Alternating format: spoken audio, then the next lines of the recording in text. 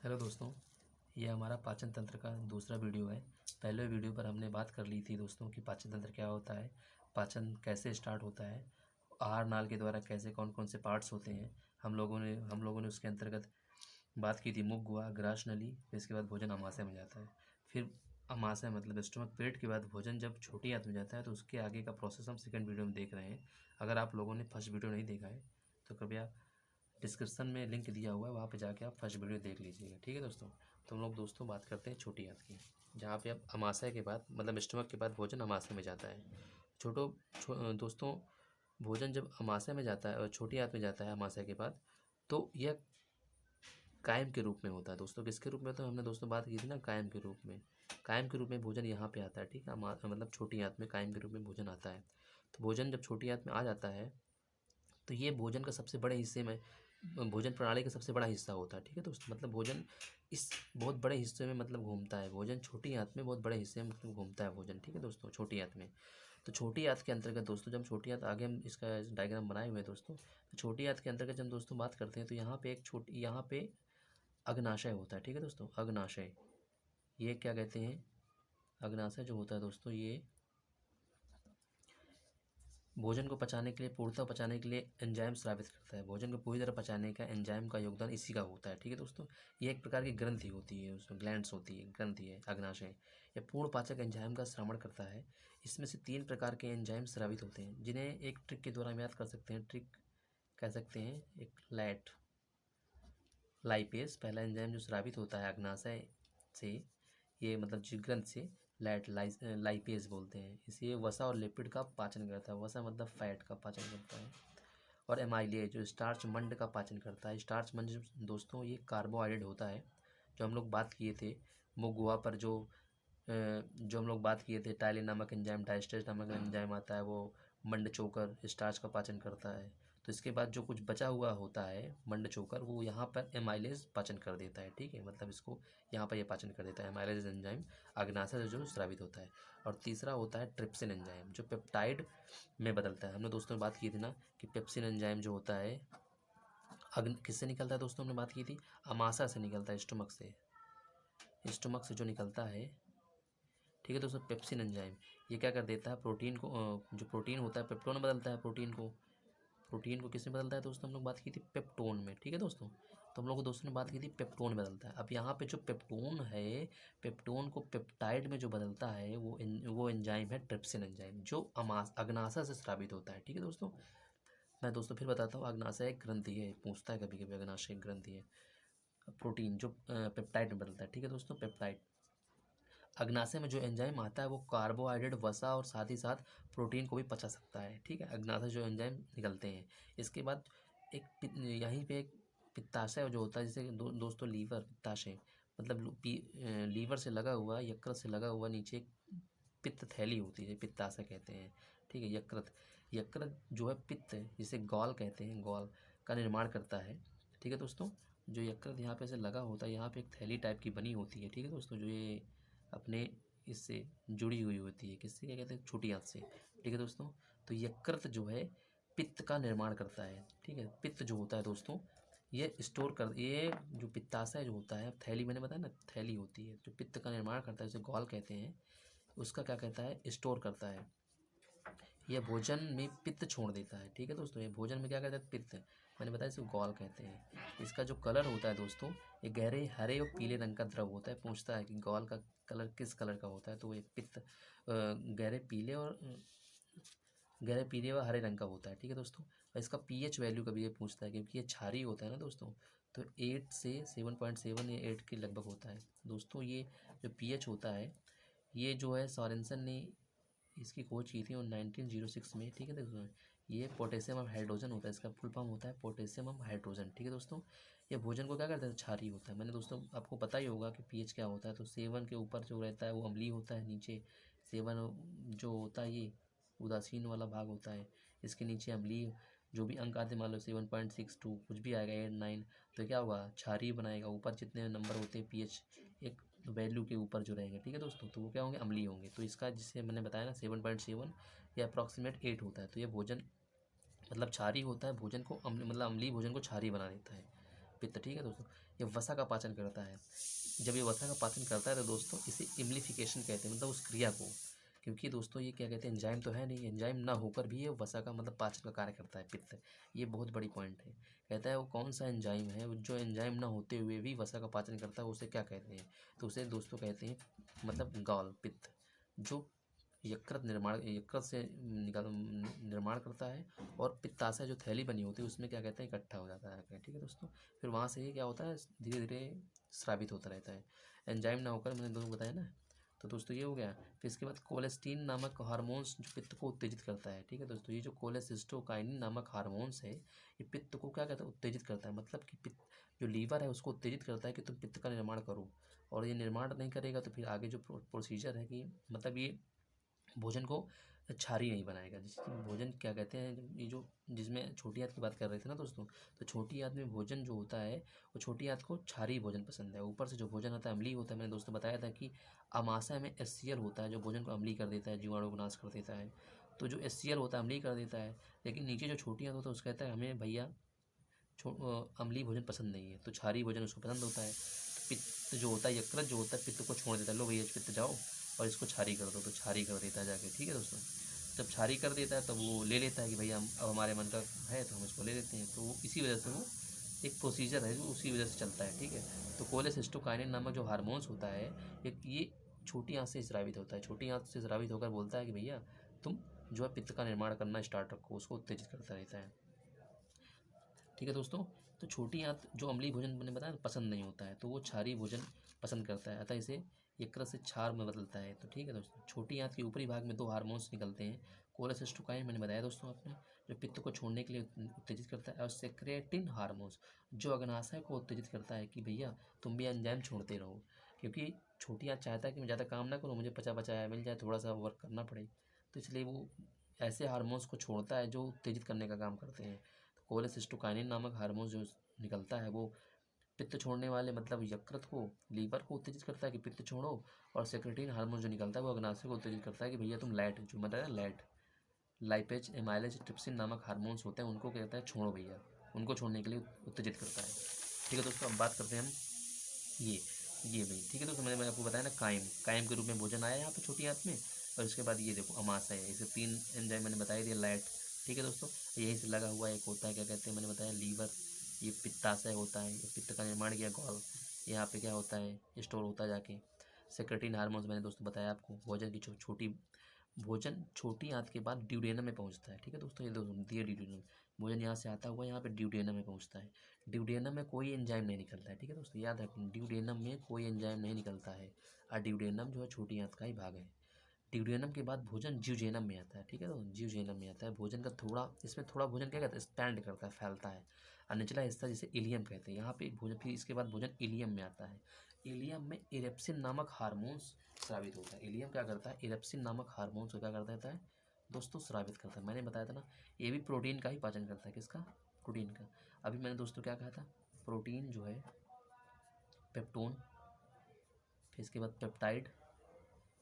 Peptide, ठीक। इसके बाद जो एनीमो अम्ल में प्रोटीन बनता है, एनीमो अम्ल, ठीक है दोस्तों। तो एनीमो अम्ल में को बदलने का काम जो पेप्टाइड एनीमो अम्ल में बदलता है, वह इरेप्सिन नामक हार्मोन्स जो इलियम से स्रावित होता है। मतलब किडनी के निचले हिस्से से जो इलियम होता है उससे स्रावित होता है इरेप्सिन नामक हार्मोन, जो पेप्टाइड को एनीमो अम्ल में बदलता है, जो आसानी से पच जाता है शरीर में, ठीक है दोस्तों, एनीमो अम्ल। तो इलियम एक एंजाइम पाया जाता है जो इरेप्सिन, मैंने बताया दोस्तों, एमाइलेज। अब इसी में कई सारे प्रोसेस भी होते हैं, जैसे एंजाइम माल्टेज है, वो माल्टोज को पचाता है।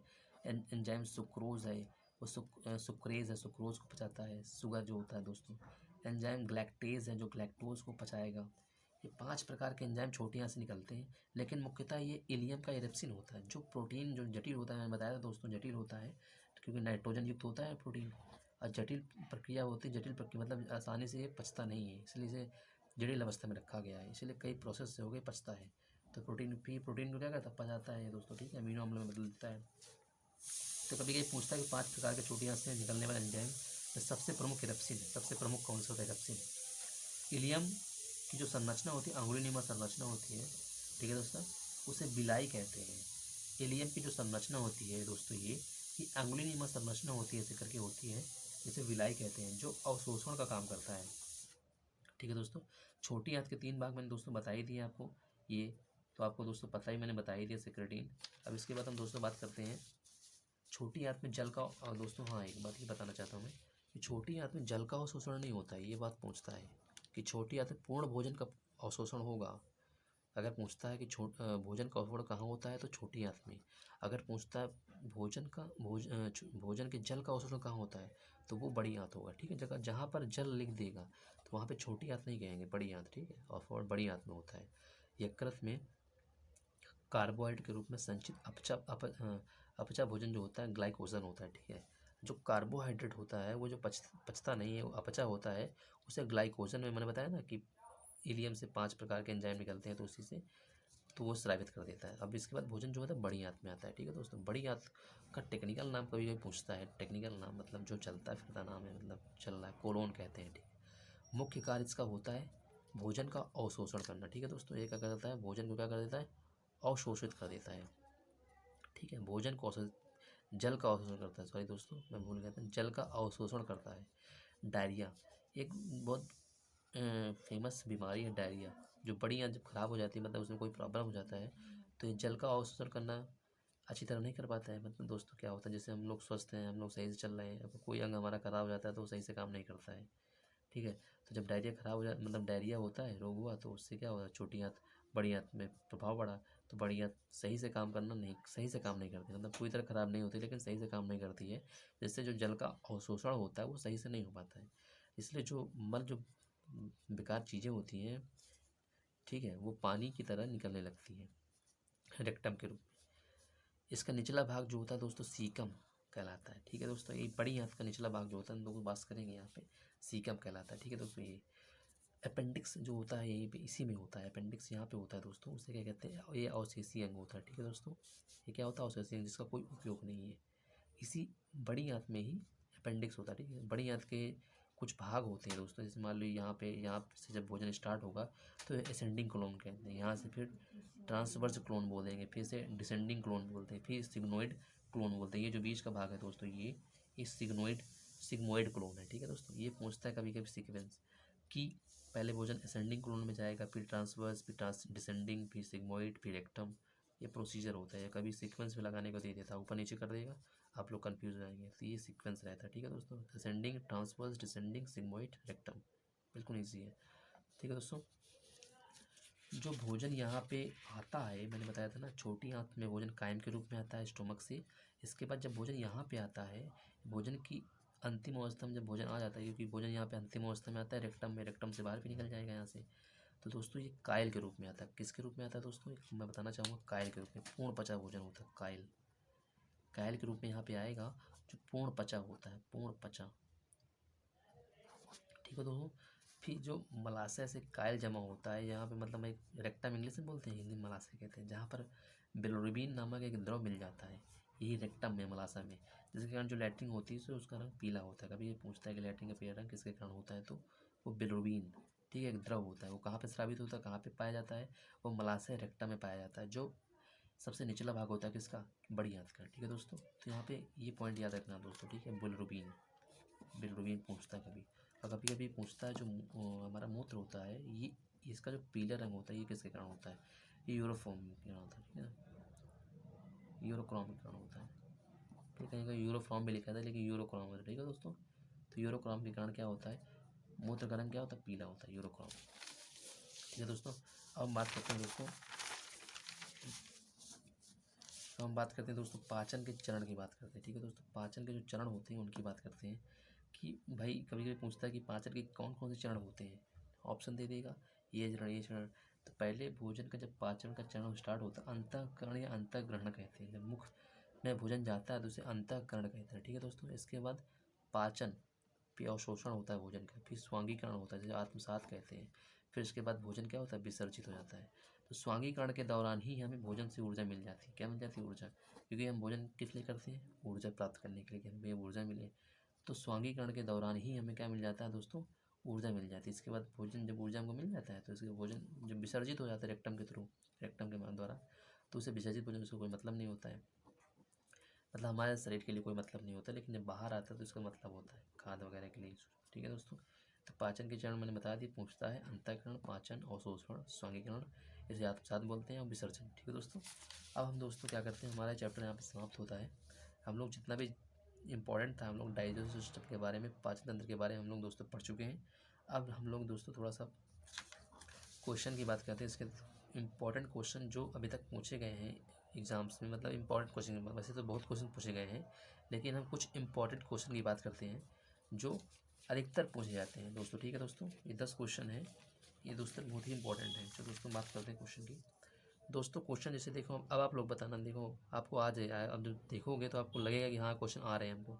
पाचन, मानो में पाचन तंत्र से जुड़ी ग्रंथियाँ, ग्लैंड्स, मैं दोस्तों बताया था ग्रंथियाँ, ग्लैंड्स कौन कौन सी होती हैं। ठीक है दोस्तों, तो पहले हम लाल ग्रंथि पढ़े थे, यकृत बताया था, पित्त, अग्नाशय पढ़े हो दोस्तों आपने, ये पेनक्रियाज आपने पढ़ा, ये सही हो जाएगा। ठीक है दोस्तों, हम दोस्तों बात करते हैं मानव पाचन तंत्र की प्रक्रिया में शामिल होने वाले चरणों का सही क्रम।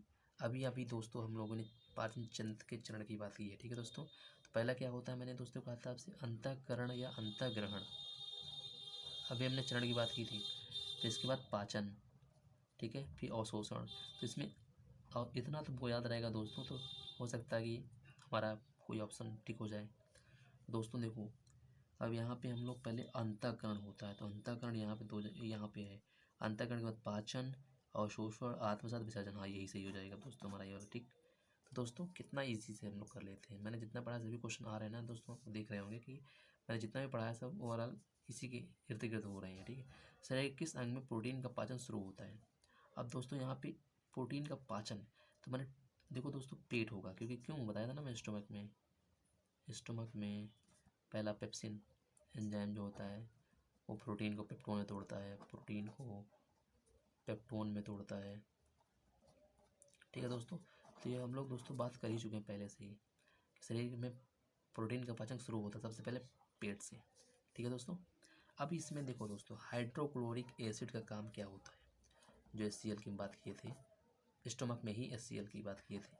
तो ठीक है दोस्तों, ये पेप्सिन एंजाइम मैंने बताया ना, अमाशय जो पेप्सिन एंजाइम होता है ये क्या होता है, पेट से स्रावित होता है।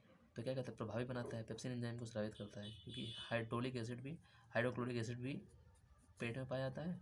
और ये जो पेप्सिन एंजाइम है ये भी क्या कर देता है, क्या कहते हैं, पेट से ही निकलता, मतलब स्टमक से ही निकलता है। ठीक है दोस्तों, तो ये क्या कर देता है, पेप्सिन एंजाइम को प्रभावी बनाता है, सही है। ये भोजन के साथ पेट में प्रवेश करने वाले बैक्टीरिया मैंने बताया दोस्तों मारता है, सही है, तो दोनों सही है। तो इसमें क्या होगा, 1 और 2 दोनों। ठीक दोस्तों, भोजन प्रणाली के सबसे बड़े हिस्से का नाम बताइए। मैंने दोस्तों में बात की थी कि भोजन प्रणाली का सबसे बड़ा हिस्सा, सबसे ज़्यादा देर तक भोजन, सबसे लंबे मतलब लंबी दूरी किसके अंतर्गत तय करता है, मैंने बताया दोस्तों छोटी आंत। भोजन प्रणाली के सबसे बड़े हिस्से का नाम पूछता है क्वेश्चन, बहुत ही इंपॉर्टेंट है दोस्तों। मैंने बात की थी छोटी आंत में कि वो क्या होता है, छोटी आंत। इसके बाद भोजन पूर्ण पाचन, भोजन की देखो यहाँ पे भोजन का पूर्ण पाचन, ये भी छोटी आंत, क्योंकि भोजन का पूर्ण पाचन की बात कर रही है। अगर यहाँ बात करता था कि जल का अवशोषण है, जल का मतलब पाचन, मतलब जल की बात करता है, जल का अवशोषण की बात करता है, तो वो बड़ी आंत हो जाता है। लेकिन भोजन यहाँ पे पूर्ण पाचन हो जाता है। तो दोस्तों हमने देखा था कि जब छोटी आंत के बाद भोजन बड़ी आंत में जाता है तो वहाँ पे सिर्फ जल का अवशोषण होता है। जल का क्या होता है, अवशोषण, बड़ी आंत में, बड़ी आंत में पाचन नहीं होता है भोजन का, क्योंकि पूरी तरह से भोजन क्या हो जाता है, छोटी आंत में ही पाचन हो जाता है। इसके बाद दोस्तों हम 7वें क्वेश्चन की बात करते हैं, यकृत द्वारा निकलने वाले बाइल जूस। ये देखो बाइल जूस मैंने बताया था, गाल या बाइल भी बोलते हैं, इसे गाल जूस भी बोल सकते हैं, इसे पित्तरस बोलते हैं हिंदी में, पित्तरस का क्या काम होता है, ये भोजन को क्षारीय बनाता है, भोजन को अम्लीय बनाता है, भोजन को तोड़ता है, इनमें से कोई नहीं। तो मैंने दोस्तों बताया था ये भोजन को क्या करता है, क्षारीय, क्योंकि जो भोजन होता है यकृत से जो पित्त निकलता है वो पित्ताशय में होता है, और इसके बाद जो भोजन होता है वो अम्लीय रूप में रहता है, और इसके बाद भोजन किस में आता है, इसमें जाता है दोस्तों। ठीक है, ये छोटी आंत में जाता है। छोटी आंत को सिर्फ अम्लीय भोजन है, क्षारीय भोजन पसंद है, तो क्या कर देता है, क्षारीय बनाता है भोजन को, क्योंकि इसका pH मान भी ये होता है ना 8 या समथिंग 7.7 तो ये क्षारीय होता है, तो क्षारीय बनाता है, ये दोस्तों हो जाएगा। ठीक है दोस्तों, इसके बाद दोस्तों कुछ क्वेश्चन, शरीर में मौजूद सबसे सख्त सामग्री का नाम, आप लोग को पता ही होगा दोस्तों, नहीं पता तो बताता, इनेमल होता है, जो दांत में पाया जाता है, इनेमल सबसे मजबूत होता है, सबसे मजबूत। शरीर किस हिस्से में भोजन का अवशोषित होता है। अब यहाँ पे भोजन अवशोषित होता है तो यहाँ पे छोटी आंत होगा। अगर यहाँ पे लिखा होता है कि जल अवशोषित होता है तो बड़ी आंत होता। तो दोस्तों ये याद रखना, की पॉइंट जरूर याद रखना, जल अवशोषित भोजन अवशोषित अलग अलग है। भोजन अवशोषित छोटी आंत, जल अवशोषित बड़ी आंत। ठीक है दोस्तों, तो ये क्वेश्चन है। यकृत में कार्बोहाइड्रेट के रूप में संचित अपचा भोजन। अभी हम लोग दोस्तों बात करेंगे ग्लाइकोजन। जो यकृत रहेगा लीवर में, कार्बोहाइड्रेट के रूप में संचित अपचा भोजन, मतलब जो पचा नहीं है, क्या कहेंगे, ग्लाइकोजन। ठीक है दोस्तों आई होप कि मुझे लगता है कि आपको सब पसंद आया हो, जो भी मैंने बताया समझ में आया होगा। अगर दोस्तों आपको वीडियो अच्छी लगी हो तो कृपया लाइक करें, कमेंट करें, सब्सक्राइब करें और अपने दोस्तों के साथ भी शेयर करें। ठीक है दोस्तों, अगर आपको कोई डाउट है तो कृपया कमेंट सेक्शन में जाके अपने डाउट्स को लिख दें या हमें मैसेज कर दें। टेलीग्राम, इंस्टाग्राम, हर जगह हमने हमारा बना हुआ है। आप जहाँ पे आपको लगे उचित लगे, आप वहाँ पे जाके हमको टेक्स्ट कर दें। ठीक है दोस्तों, थैंक यू।